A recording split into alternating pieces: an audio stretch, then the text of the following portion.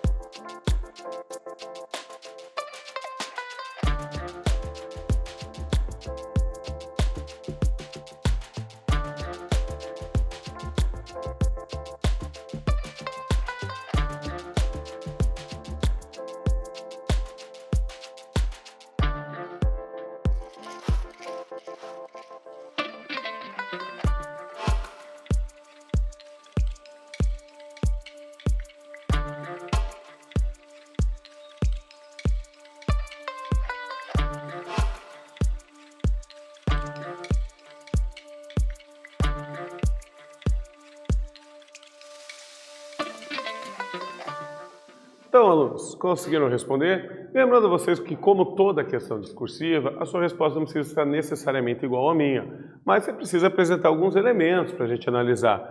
Então, qual é o objetivo na criação de símbolos nacionais, estaduais e municipais? Bom, o objetivo se encontra na criação de um elemento comum de união, um elemento de identidade, um elemento que cria um sentimento de comunidade entre os habitantes de uma mesma cidade, de um mesmo estado ou de uma mesma nação. Então, aquela questão de você conseguir se identificar como igual ao próximo, pertencer do mesmo elemento, um país, um estado, um município. Mas vamos para a segunda parte aí da nossa aula de hoje, em que a gente vai falar sobre a organização e hierarquia militar, justamente. Devido à natureza de suas funções, proteger o território nacional, salvaguardar a lei e a ordem, as Forças Armadas e as polícias militares e os corpos de bombeiros são regidos por um restrito código hierárquico para garantir a rapidez, a obediência das ordens e a voz de comando. Lembrando a vocês que todas essas 4 instituições que eu falei, que é o Exército, a Marinha do Brasil, a Força Aérea Brasileira e as polícias militares estaduais, as 4 têm um elemento comum. Elas são forças armadas, para começar, essa é a autorização para o uso de arma, são forças uniformizadas, tá? São forças que servem ao Estado e não ao governo. Sempre lembrando, Estado pode ser o Paraná ou, em última instância, o Estado brasileiro, eles são permanentes. Governos são passageiros, você não sabe quem vai ser o próximo governador de uma democracia, tá? E ele serve ao Estado e não ao governo. E a última característica que eles têm em comum é a uniformização, que todas essas 4 instituições, muito importantes para preservar a segurança pública e a defesa da pátria, mantêm. No caso aqui nós temos o brasão de cada uma das 3 Forças Armadas Federais.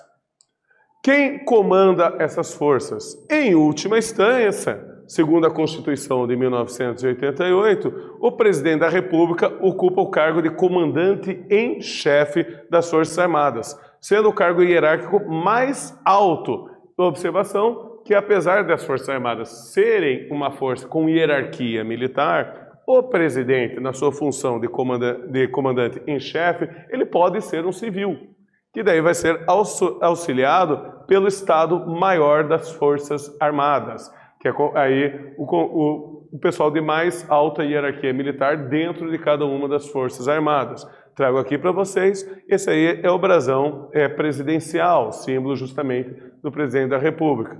Mas vamos aqui para mais uma atividade da nossa aula de hoje, em que eu lhes pergunto, em última instância, quem exerce o cargo máximo das Forças Armadas do Brasil? Vocês vão ter um tempinho para pensar e eu já retorno.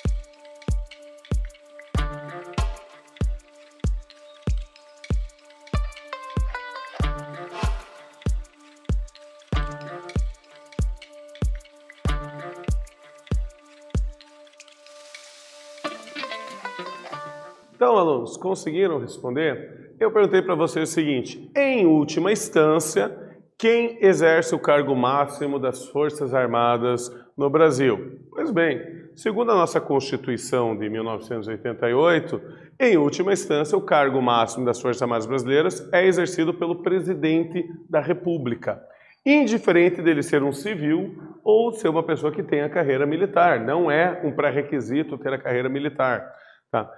Democraticamente eleito segundo a Constituição. Então é importante isso, que as Forças Armadas, elas são uma força de Estado, elas servem ao Brasil, elas não servem ao presidente de maneira particular, tá? As Forças Armadas, elas são propriedades do Estado brasileiro e não do governo que eventualmente esteja exercendo seu mandato naquele momento. Lembrando que o presidente ele só pode ser legitimado em uma democracia devido à vitória eleitoral nas urnas. Mas o que é um oficial das Forças Armadas? Pois bem, de forma geral, os oficiais estão divididos entre oficiais superiores, oficial intermediário e oficiais subalternos. Essas são as três divisões. Cada uma das três armas possui sua própria organização hierárquica. E essa organização não é uma arbitrariedade. Ela é regulamentada por um documento chamado Estatuto dos Militares. Esse documento que regulariza e define as ordens de comando, de voz de comando da hierarquia. Algumas das patentes, porém, são exclusivamente para tempos de guerra. Então, ocorrem patentes militares que você só consegue adquirir no caso de uma participação ativa de uma guerra declarada. Uma guerra que foi assinada pelo presidente. Lembrando a vocês que essas patentes se encontram são raras, justamente porque a última guerra que o Brasil declarou foi na Segunda Guerra Mundial, no ano de 1943, contra a Alemanha, Getúlio Vargas como presidente. Então, desde então, as patentes de guerra elas não têm sido devidamente concedidas justamente pela falta da presença de guerra.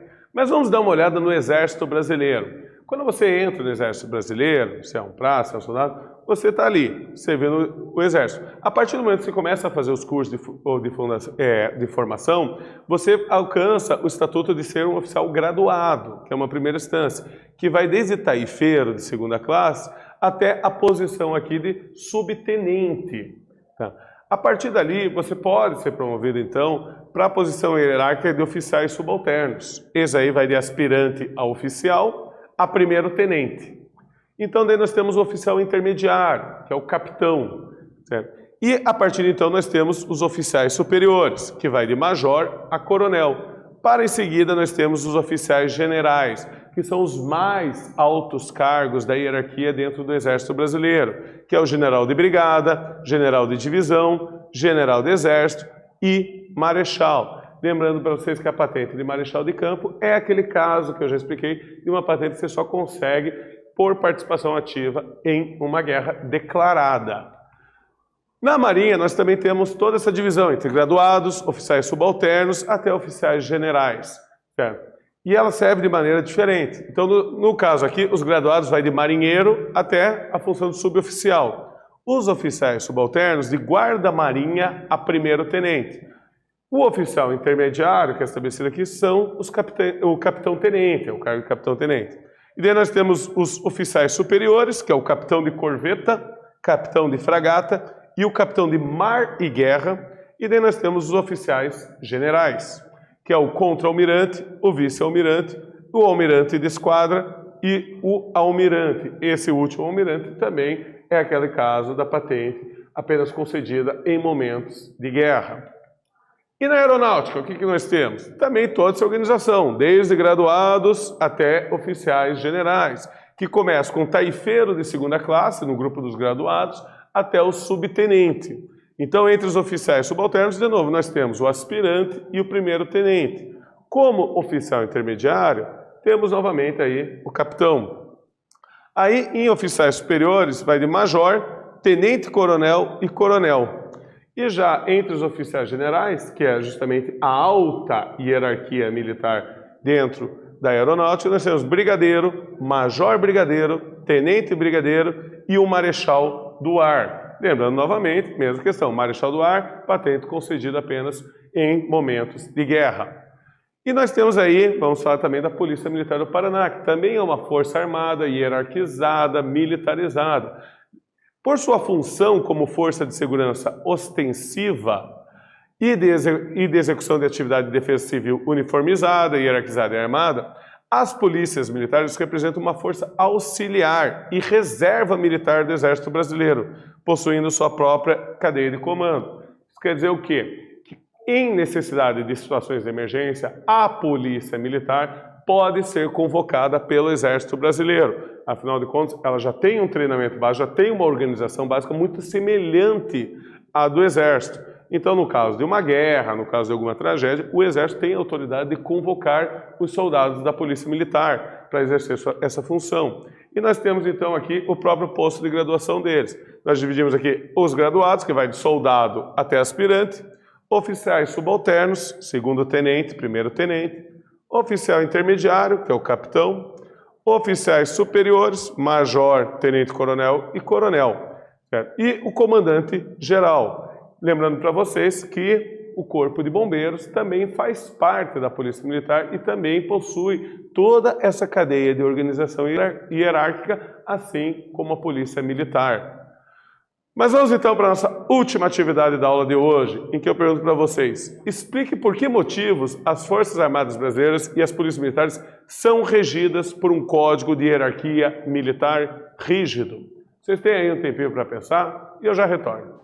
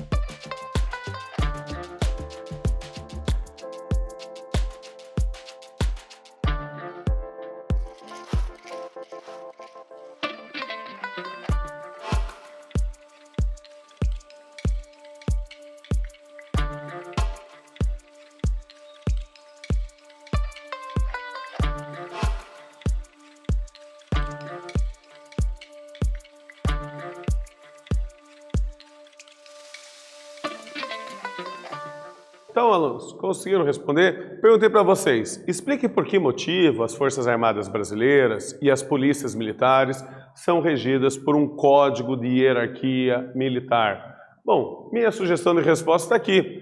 Por se tratarem de forças de segurança armadas e uniformizadas, para a defesa da segurança pública e da autonomia nacional necessitam de uma rígida cadeia de comando, sendo que nem sempre podem se dar ao luxo de discutir suas funções constitucionais. Então percebe, uma democracia é um regime muito interessante pela capacidade que a gente tem de argumentar, discutir, levar um debate adiante. Só que quando o assunto é segurança pública ou quando o assunto é segurança nacional, nós não podemos, às vezes, raramente a gente pode ter tempo de discutir essa questão. No momento de crise, nós precisamos de tomar decisões imediatas. E o Código de Hierarquia Militar procura garantir isso, que o oficial superior tome a decisão e que os oficiais inferiores sigam a ordem e passem a ordem adiante para que decisões rápidas sejam tomadas em nome da segurança nacional ou em nome da segurança da população. Então, agradeço a todos vocês por mais essa aula e até a próxima.